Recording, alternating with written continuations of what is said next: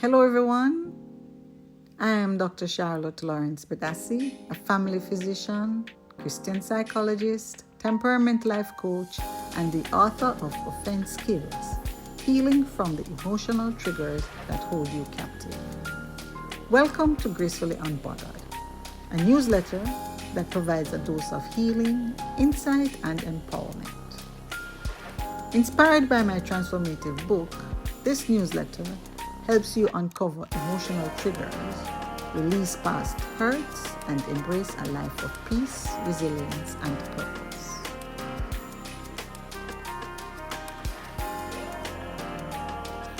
As we continue on our journey to emotional freedom, in this episode, I would like to share with you on the topic Break Free, Heal, Grow, and Glow.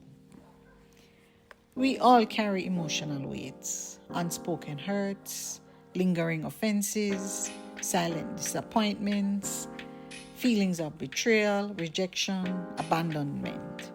These burdens can dim our light, distort our identity, and delay our destiny.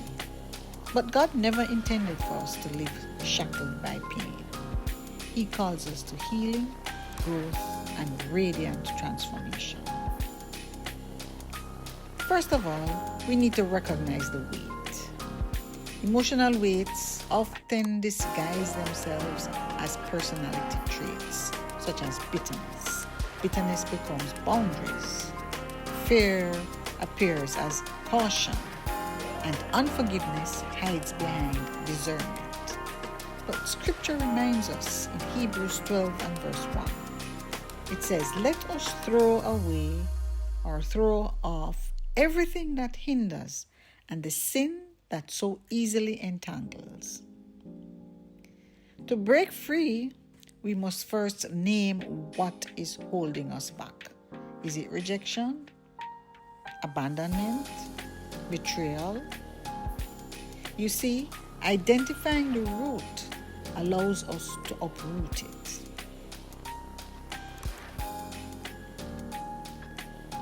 The next thing is we need to invite God into the pain. Healing begins when we stop managing our wounds and start to surrendering them to God. God is not intimidated by our brokenness. In fact, He specializes in restoration. Psalm 147 and verse 3 says, "He heals the brokenhearted and binds up their wounds." This is not a one-time prayer or a one-time declaration. It's a posture, it's a stance, a position that we take in God. Invite God into the raw places. Be open and honest with Him. Speak to Him honestly. Cry out to Him freely. Healing is holy.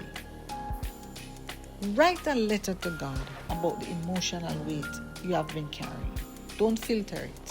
Let it pour out.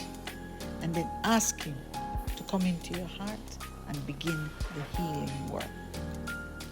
The next step is to go through the process. Healing is not just about feeling better. It is in fact about becoming better. Growth happens when we allow the pain to teach us, not to define us. James 1 and verses 2 to 3 says, "Consider it pure joy whenever you face trials, because you know that the testing of your faith produces perseverance." Growth may look like setting new boundaries. It may look like forgiving someone who never apologized, or choosing joy in the middle of uncertainty. Growth is not about perfection. It is about progress.